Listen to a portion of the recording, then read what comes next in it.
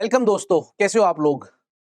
As promised, we are back with literature again, and today we are covering our new chapter called Deep Water.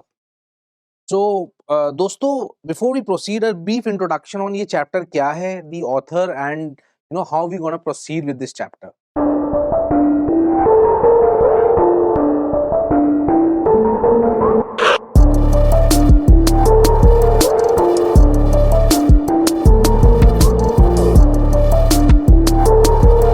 First and foremost about the chapter deep water.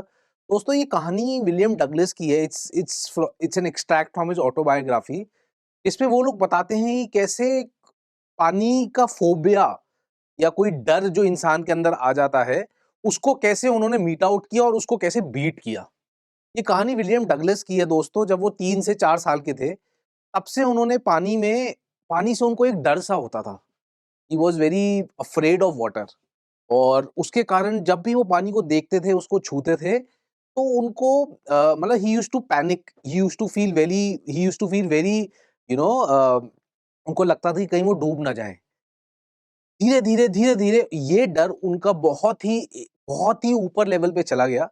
जब जो 10 साल के थे, तब एक लड़के ने उनको एक डीप वाटर में डाल दिया। एक स्विमिंग पूल के डीप वाटर में उनको डाल दिया, जो कि 9 फीट गहरा था। और वहाँ पे जाके उन्होंने बहुत अटेम्प्ट्स करे कि वो ऊपर आ जाएँ, किसी तरीके से वो बच जाएँ, किसी तरीके से उनको वो जो डर उनके अंदर आ रहा था, उसको वो छोड़ के वो पानी की सतह तक आ सके, लेकिन वो आ नहीं पाए। बट ग्रेजुअली जब वो उठे, तो उनको देखा कि वो वॉमिट कर रहे हैं, एंड ही हैड जो उनका फोबिया बचपन से था, वो और गहरा हो गया। अब तो उनको पानी को देखते ही डर लगता था। जब भी वो फिशिंग के लिए जाते थे, जब भी वो कुछ भी करते थे, उनको पानी से बहुत गहरा डर, उनके अंदर तक सबकॉन्शियस माइंड में वो डर फैल गया। बट लेकिन वो हार नहीं माने, और उन्होंने ये सोचा कि क्या मैं इसको मिटा सकता हूँ? क्या मैं कुछ ऐसा करूँ जिससे ये डर हमेशा के लिए खत्म हो जाए? तो फिर उन्होंने एक इंस्ट्रक्टर को हायर किया, स्विमिंग सीखी। फिर भी जब स्विमिंग सीखने के बाद, सारी चीज़ें करने के बाद भी वो डर उनके मन में जाते रहा। फिर उन्होंने डिसाइड किया कि इस डर को मुझे निकालना है। तो डर को निकालने के लिए वो बहुत बड़े-बड़े स्विमिंग पूल्स में, लेक्स में जाके स्विम करते थे, ताकि वो डर उनके अंदर से हमेशा के लिए खत्म हो जाए। And finally, as we reach till the end of the chapter, वो डर को उन्होंने कॉन्कर कर लिया। एंड दोस्तों, यही हमको एक सीख भी देता है कि जो सबकॉन्शियस माइंड में हमारी अपब्रिंगिंग होती है, सबकॉन्शियस माइंड में जो हमारे पैटर्न्स होते हैं, उसको हमको अगर ब्रेक करना है, तो उसके लिए हमको मेहनत करनी पड़ेगी। फॉर एग्ज़ाम्पल, अगर मुझे लगता है कि मैं कोई चीज़ नहीं कर सकता, और वो डर और वो चीज़ मेरे दिमाग में बहुत अंदर तक बैठ गई है, तो उसको निकालने के लिए मुझे बहुत ज़्यादा मेहनत करनी पड़ेगी, ताकि मैं उस डर को हमेशा के लिए अंदर से निकाल सकूँ। वो किसी भी चीज़ का डर हो सकता है। इस चैप्टर में वो डर ऑथर को पानी से था, हमारे जीवन में भी वो और किसी तरीके से भी हो सकता है। तो उसको निकालने के लिए हमको मेहनत करनी पड़ेगी, उसको दिखाने के लिए हमको उससे भी, उस डर से ज़्यादा मेहनत करनी पड़ेगी, क्योंकि डर के आगे जीत है। ठीक है? तो इस सेंटेंस के साथ हम चैप्टर की शुरुआत करते हैं, एंड लेट्स बिगिन। ओके, तो दोस्तों, before we move, I have divided first a little bit about the author William Douglas कौन थे। William Douglas was he used 1980 98 से 1980 तक वो यूएस में रहे। मिनेसोटा यूएस का एक प्रोविंस है, वहां वो रहते थे। He was born there. After graduating with a BA in English and economics, he spent 2 years teaching high school in Yakima. Uh, फिर वो टीचिंग उनको इतनी पसंद नहीं आई। Then he met Franklin D Roosevelt at that point of time at Yale, and then he practiced and then he became a lawyer, he became a judge, and he practiced justice, practicing justice रहे वो US में काफी समय तक, and he was one of the longest serving justice in US during his time. So a little background about the author. Okay, so just a little bit मैंने आपको बता दिया है वैसे कि डीप वाटर है क्या, लेकिन अ little bit on a saga of perseverance and courage, कि कैसे ऑथर का करेज और उनकी परसिवेरेंस, उनका हार्डवर्क उनको उस डर से मुक्त कर सका, जिस डर के साथ वो इतने सालों तक अपना जीवन उन्होंने व्यतीत किया। The autobiographical account of William Douglas reveals how, as a young boy, he was nearly drowned in a swimming pool. He talks about his fear of water and how finally he overcomes that fear. His one great handicap was his fear of water. Okay? So let's see it. Let's see how he does that. Very interesting story, very nice story, written in a very light manner. Okay? पहले हम again जैसे हम लोग हर story के साथ करते आए हैं, हमने इस स्टोरी को भी सीन वाइज डिवाइड किया है. हर पूरी स्टोरी को 5 भागों में बांटा है और हर भाग की टेक्स्ट को लेके हम आगे चलेंगे और देखेंगे कि स्टोरी में ऑथर ने क्या कहने की कोशिश की. Let's begin with the first scene. First scene, the California beach incident.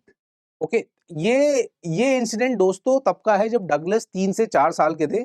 वो एक बीच में थे कैलिफोर्निया के लिए, और कहाँ उनको पता लगा कि उनका पहला डर जो उनके सबकॉन्शियस माइंड में था वो तभी से बैठना शुरू हो गया कि a powerful wave unexpectedly knocked him down and sweeps over him, burying him in water.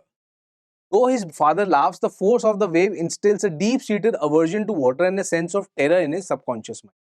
तो कैसे when he was in a beach with his father, casually वो बैठे हुए थे और casually जब वो 3-4 साल के थे, तभी एक वेव ने उनको पानी के अंदर काफी पानी के अंदर डुबा दिया और तब से उनके अंदर सबकॉन्शियस में वो डर पैदा हो गया एंड डर के साथ वो जीने लग गए.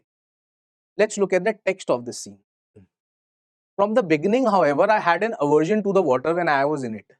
This started when I was 3 or 4 years old and father took me to the beach in California. He and I stood together in the surf. I hung on to him, yet the waves knocked me down and swept over me. I was buried in water. My breath was gone. I was frightened. Father laughed, but there was a terror in my heart at the overpowering force of the waves. Okay, this was the first incident जहाँ से उनको वो डर पैदा हुआ. The second incident was the beginning of this terrorizing incident that he eventually caught up, in one of the pools. The first encounter was in a pool in YMCA. Context is, the years later, around the age of 10 or 11, Douglas decided to learn swimming at the Saffir YMCA pool in Yakima to overcome his childhood fear. So he's building tentative confidence of underlying fear is still present. So let's look at the text. From the beginning, however, I had an aversion to the water. And this, I think we have already taken. This is just a repeated text. Let's look at from the YMCA part. My introduction to the YMCA swimming pool revived unpleasant memories and stirred childish fears. But in the little while, I gathered confidence. I paddled with my new water wings, watching the other boys and trying to learn by apping them. I did this 2 or 3 times on different days and was just beginning to feel at ease in the water when the misadventure happened. I went to the pool when no one else was there. The place was quiet. The water was still and the tiled bottom was as white and clean as a bathtub. I was timid about going in alone, so I sat on the side of the pool to wait for others. So this incident in YMCA कैसे ये start हुआ, इसके बारे में author ने इस text में बताने की कोशिश की है कि कैसे वो YMCA में गए. He thought that यार मुझे स्विमिंग सीखनी है, I had to come out of this fear. तो इसके लिए वो YMCA गए. YMCA में उन्होंने पूल के पास वो बैठे, उन्होंने पूल का होल टेक्स्ट बताया कि कैसा वो पूल लगता था, कैसे वहाँ पे 5 टाइल्स लगी हुई थी, व्हाइट टाइल्स लगी हुई थी, कैसे what was the colour of the water, how was the pool, and how he tried to in the beginning he wanted to feel at ease in the water, and he did a lot of things for that. So ये सारी चीजें उन्होंने इस text में बताने की कोशिश की है. It's pretty simple, so I don't think I need to explain very deeply in this. Let's move on. Let's look at the third scene and the nearing drowning incident in the YMCA pool. So Douglas is alone at the poolside waiting for others. Till then, an old muscular boy picks him up and playfully but carelessly throws him into deep end. Douglas is terrified but tries to plan his survival, hit the bottom, spring up and paddle to the edge.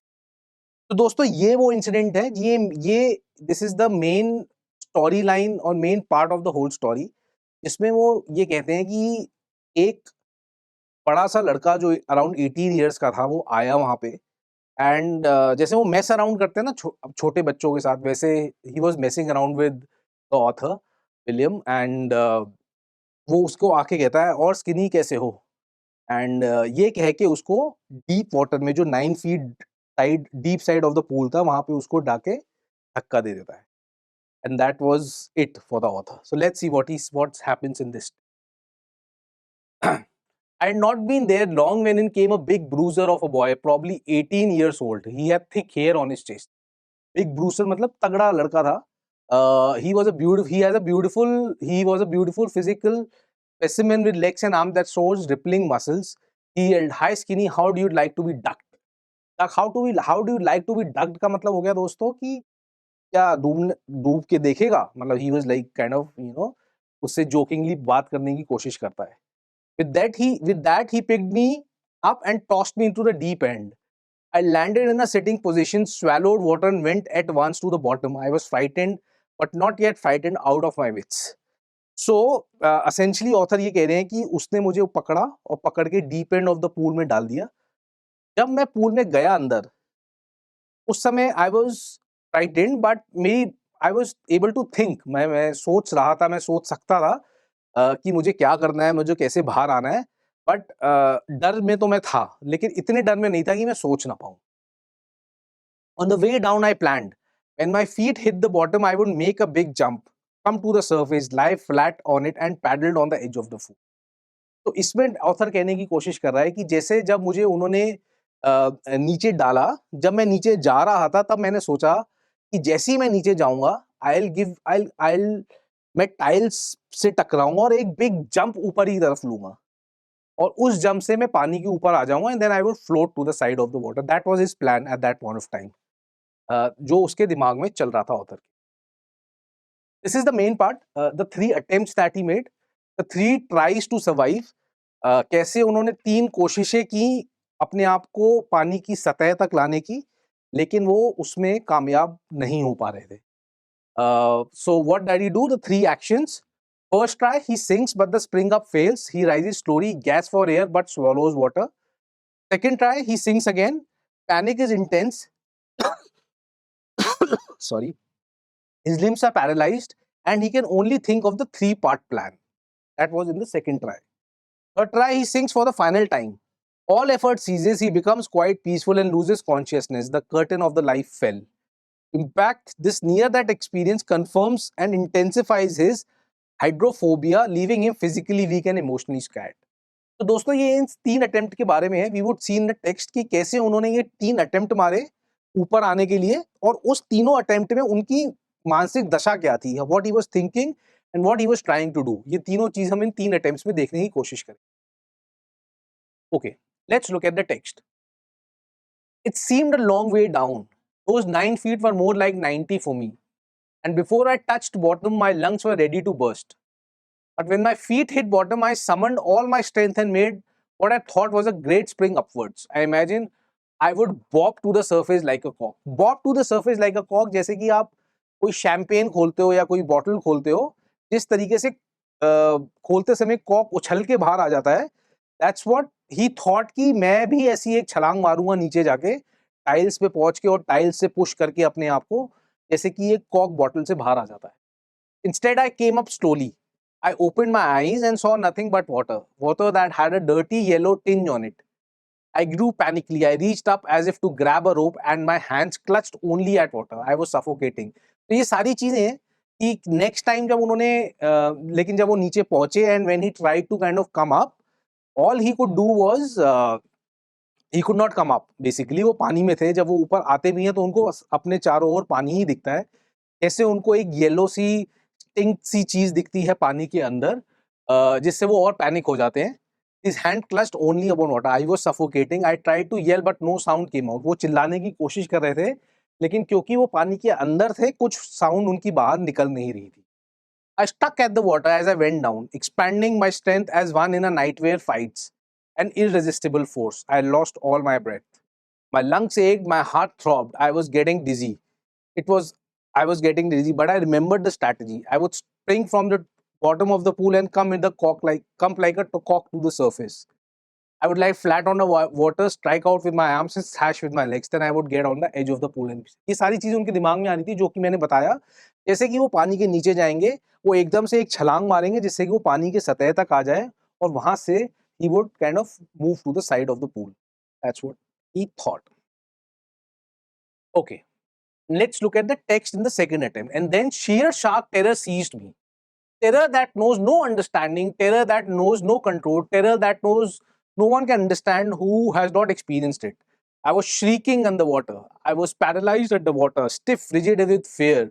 Even the screams in my throat were frozen. Only my heart and the pounding in my head said that I was still alive. Look at the panic that he was in, you know. Look at the panic. He कैसे वो he was shrieking underwater. वो मतलब आवाज उनकी निकल ही नहीं रही थी. वो shrieking बहुत धीरे से एक चुभन सी आवाज निकलने की कोशिश कर रही थी पानी के अंदर. He was frozen, rigid with fear, stiff, paralyzed with underwater, stiff हो गए थे, rigid with fear, जम गए थे एकदम से एक तरीके से. But only his mind can tell he that he was still alive. And then in the middle of this terror came a touch of reason. I must remember to jump when I hit the bottom. At last I felt the tiles under me. My toes reached out if to grab them. I jumped with everything I had. जैसे कि उन्होंने सोच रखा था कि उनको पानी से बाहर आना है, जैसे ही वो पूल के बॉटम को टच करेंगे, वो थॉट उनको तभी वापस आया जैसे ही वो पूल के नीचे तक पहुंचे. और पूल के नीचे तक पहुंचने के बाद उन्होंने अपने आप को एक हार्ड जंप दिया जिससे कि वो पानी के ऊपर आ सके. But the jump made no difference. The water was still around me. I looked for ropes, ladders, water wings, nothing but water. A mass of yellow water held me. Stark terror took an even deeper hold on me like a great charge of electricity. I shook and trembled with fright. My arms wouldn't move, my legs wouldn't move. I tried to call for help, to call for mother. Nothing happened. So, दोस्तों, nothing happened. Nothing happened. He tried to do or to come at the top of the water, but he could not.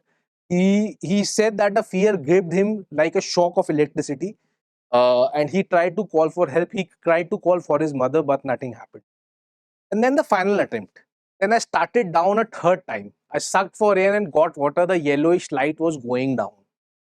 But then all effort ceased. I relaxed. Even my legs felt limp, and the blackness swept over my brain. So these are the state. This is a state जहाँ पे उन्होंने तीसरा attempt मारा लेकिन कुछ नहीं हुआ. And then finally he was going on to a state of unconsciousness. वो धीरे धीरे बेहोश हो रहे थे और बेहोश होने के symptoms उनके दिमाग में आने लग गए. It wiped out fear. It wiped out terror. There was no more panic. I was quiet and it was quiet and peaceful. Nothing to be afraid of. This is nice. To be drowsy and go to sleep. No need to jump. Too tired to jump. It's nice to be carried gently. To float along in space. ये सारी चीजें बता रहे हैं कि कैसे वो unconsciousness की तरफ जाने लग गए. कैसे ही जो उनका पेन था उनके बॉडी में, दिमाग में, कैसे कैसे वो ऊज आउट होने लग गया. And he was going to a space of unconsciousness. Now I must go to space. I crossed to oblivion and the curtain of the life.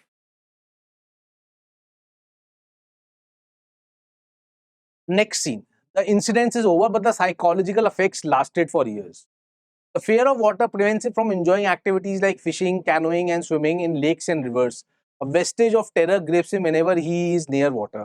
The fear severely limits his life and enjoyment of nature. So then the next part is कि कैसे इस incident से पानी से he was terrorized after that. कैसे वो fishing करने जाते थे, then also he was terrorized. कैसे वो कुछ भी पानी से रिलेटेड एक्टिविटी करते थे, he could not do it, and his limit to kind of enjoying nature was he was limited to enjoying nature and various activities because a lot of these activities were restricted because of the fear of water. ये सारी चीजें इस scene में mention है. Let's look at the text for this scene. I never went back to the pool. I feared water. I avoided it whatever I could, whenever I could. A few years later, when I came to know the waters of the Cascades, I wanted to get into them. And whenever I did, whether I was wading the Teton pump or bumping river or bathing in the warm lake of the great rocks, the terror had seized me in the pool would come back. दोस्तों ये examples हैं, ये US की reverse हैं. जैसे ही उन्होंने बताया कि जैसे वो wading the Teton, walking in the shallows water of the Teton. Teton is again a river there. जैसे वो बहुत गहरे ना जो पानी जो बहुत गहरा नहीं था उसमें चलते थे तो भी उनको वो फेयर आता था. कैसे वो bumping river, bathing in the warm lake of the great goat rocks, again there is a river, जब उसमें नहाने जाते थे तब भी उनको ये फेयर आता था. And how this fear gripped in anywhere he went which had some water in it. It would take possession of me completely. My legs would become paralyzed. Icy horror would grab my heart. This handicap stayed with me as the years rolled by. In canoes on main lakes, fishing for landlocked salmon, bass fishing in New Hampshire, trout fishing on the Deschutes and Metolius in Oregon. Fishing for salmon on the Columbia at Bumping Lake in the Cascades. Wherever I went, the haunting fear of the water followed.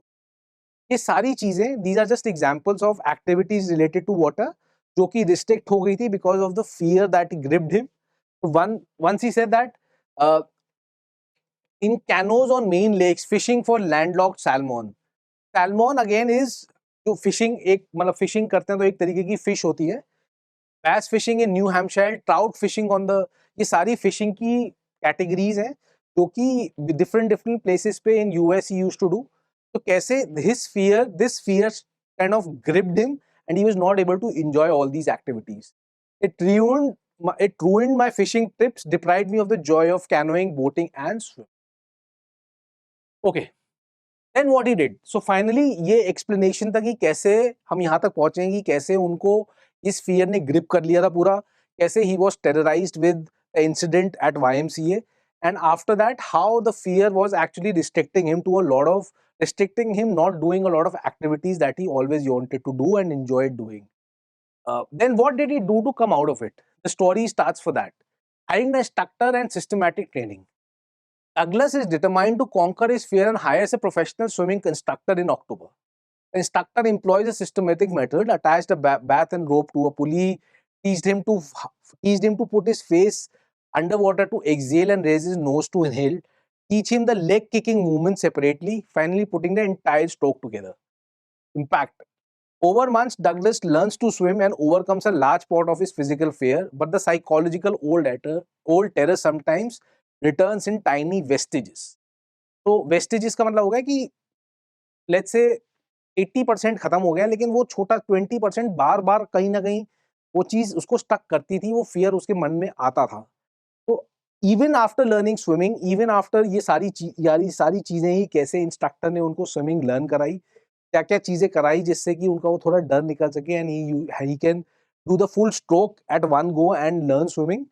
But after that he clearly states that कैसे वो old fear still उनको परेशान करता था, वो पूरी तरीके से खत्म नहीं हुआ. Let's look at the text of this. Finally, 1 October I decided to get an instructor and learn to swim. I went to a pool and practiced 5 days a week, an hour each day. The instructor put a belt around me, a rope attached to the belt went through a pulley that ran on an overhead cable. I held on to the end of the rope and he went back and forth across the pool hours after hour, days after day, week after week. On each trip across the pool, a bit of panic seized me. Each time the instructor relaxed his hold onto the rope and I went under, some of the old terror returned and my legs froze. It was 3 months before the tension begins to slack. कैसे 3 महीने तक जब भी वो थोड़ा सा भी पानी के अंदर जाते थे, जब थोड़ा सा भी इंस्ट्रक्टर वो पुली से उनको सिखा रहा था, थोड़ा सा भी इंस्ट्रक्टर उनको पानी के अंदर करता था, कैसे उनका वो फेयर बार बार आता रहता था and he was not able to learn in the way that he should. पर धीरे धीरे कैसे 3 महीने बाद दैट फेयर थोड़ा थोड़ा कम होना शुरू हो गया because 3 months he was continuously in water. Then he taught me to put my face under water and exhale and raise my nose and inhale. ये सारी चीजें उन्होंने की जिससे कि piece by piece he built a swimmer. धीरे धीरे piece by piece he built a swimmer in him and धीरे धीरे he had perfected each piece, put them together into an integrated whole. मतलब धीरे धीरे क्या क्या एक्टिविटीज दिखाई और एक्टिविटीज को कंप्लीट करके उनको एक कंप्लीट swimmer बनाया. In April he said now you can swim, dive off and swim the length of the pool and crawl a stroke. I did, the instructor was swimming. So धीरे धीरे कैसे till April 3 month के बाद the instructor said कि now you can swim, एक आप length लगाओ pool की and tell me whether you are able to swim in the way that you should. Okay, so this was the scene which tells us how he learned swimming and what all activities he did to learn swimming. Okay, let's look at scene 7. Testing himself in open water, the final conquest. दोस्तों ये वो सारी चीज थी कि जैसे कि मैंने बताया आपको, इवन दो उनको स्विमिंग आ गई थी, he was pretty good in it, but वो उनका फेयर पानी से अभी भी खत्म नहीं हो पाता था. जब भी वो पानी में जाते थे उनको कभी ना कभी थोड़ा थोड़ा फेयर फिर भी आने लगता था. तो ये सीन बताता है, सीन 7, कैसे उन्होंने उस फियर को ओवरकम किया, कैसे उस फियर से वो लड़े. The instructor is done, but Douglas is not yet fully convinced that the fear is gone. He swims alone in different open water bodies to challenge the remaining fear. ये सारी water bodies थी जहां पे वो गए, swim करने के लिए ताकि वो फियर खत्म कर सके. He swims across Lake Wentworth in New Hampshire. He swims across Warm Lake to the other shore. Each time a tiny vestige of the old terror returns, he confronts it directly by questioning it. Well, Mr. Terror, what do you think you can do to me? कि जैसे ही वो terror उनके पास आता था, वो उससे question करते थे कि क्या अब तू मुझे बता, तू मेरे साथ क्या कर सकता है. Impact. By facing the fear repeatedly and challenging it, the terror finally vanishes. He feels a sense of profound liberation and triumph, realizing that all we have to fear is fear. तो दोस्तों, ये हम सबकी कहानी है. You know, let's say किसी को math से फेयर है, राइट, या किसी को किसी सब्जेक्ट से फेयर है, तो उसको हमको कैसे खत्म करना है? How do we overcome that fear? That's what the story is actually telling us, कि उसकी आंख में आंख डाल के देखना है और बोलना है कि अब तू बता कि तू मुझे कैसे डराएगा. Let's say if you have a fear of any subject, you have to look at the eyes of that subject. You have to go deep into that subject to at least tell him and ask कि how will you conquer me. दोस्तों, ये कहानी हमको ये चीज सिखाती है. And how Douglas overcome that fear of water. Now let's look at the text of this scene. Tiny vestiges of the old terror would return, but now I could frown and say to the terror, trying to scare me, yell, well, here's to you, look, and off I'll go to another length of the pool. जैसे ही उनको वो terror आता था, वो एक और length मारते थे. जैसे ही मुझे सब्जेक्ट में प्रॉब्लम हो रही है, मैं एक और एक्सरसाइज कर रहा हूँ. Something like that, right? This went on to until July, but I was still not satisfied. I was not sure of that all the terror had left. So I went to Lake Wentworth in New Hampshire, died off the docks at Triggs Island, swam 2 miles across the lake to Stampak. ये सारी चीजें उन्होंने करी to overcome that fear. I swam the crawl, the breaststroke, side stroke, and backstroke. Only once did the terror return. Then, when I was in the middle of the lake, I put my face under water and saw nothing but bottomless water. The old sensation returned in miniature. I laughed and said, "Well, Mr. Terror, what do you think you can do to me?" तो जैसे जैसे वो जा रहे हैं, अपना fair उनका कम होते जा रहा है.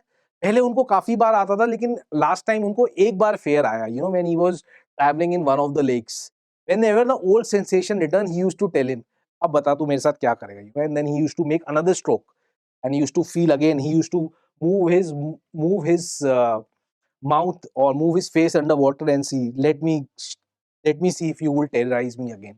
ये सारी चीज he was able to witness. Yet I had residual doubts. At my first opportunity, I hurried west, went up to the Teton on the Conrad Meadows, up the Conrad Creek Trail to Mead Glacier, and camped in the high meadow by the side of Warm Lake. ये सारी चीजें उन्होंने करी. You know, he went to all these places and he swam. He did swimming, and he kind of tried to overcome that fear.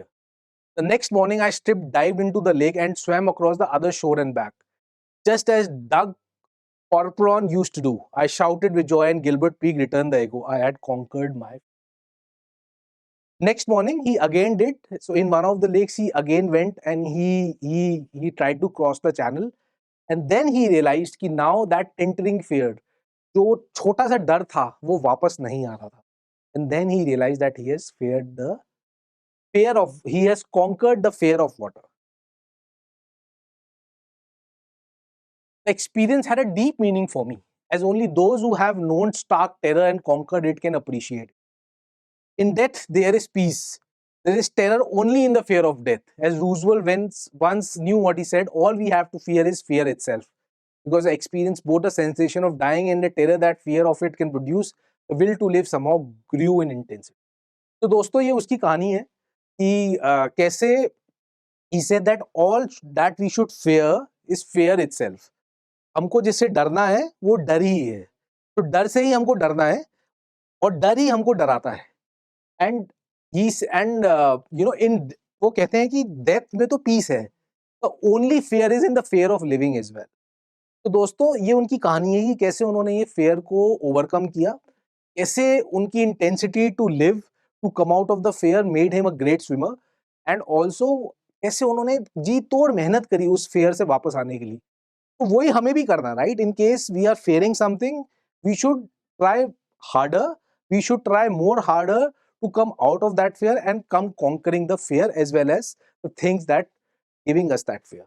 Okay, so thanks for watching the story. Now अब ना एक थोड़ा सा section हम question answers का देखते हैं कि आज मैं आपको ना एक पैटर्न समझाऊंगा कि कैसे सीबीएसई विजुलाइज करता है कि आपको लिखना है एक question, specially a long answer question जो 120 टू 150 वर्ड्स का होता है।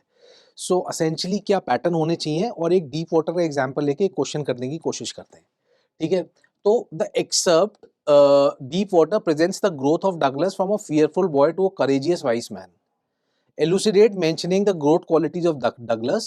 Mention his growth and constant qualities. So essentially इसमें हमको क्या पूछ रहा है, इसमें हमको पूछ रहा है कि कैसे डगलस, जो कि बहुत फेयरफुल था in the initial part of the story from water, water से रिलेटेड, तो कैसे वो he become a fearless man, और कैसे उसने अपने फियर को शेड किया by doing a lot of things that was told in the story.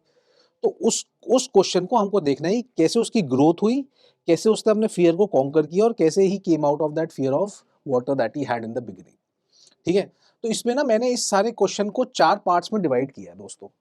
पहला, द कैटलिस्ट, कि मतलब ये सारी कहानी शुरू कैसे हुई, कि वाईएमसीए में जो मिसएडवेंचर हुआ था when the big fat man pushed him into deep water, जो उनको फियर डेवलप हुआ था वाईएमसीए इंसिडेंट के, तो थोड़ा सा उस इंसिडेंट के बारे में लिखना है हमको इंट्रोडक्टरी पार्ट में।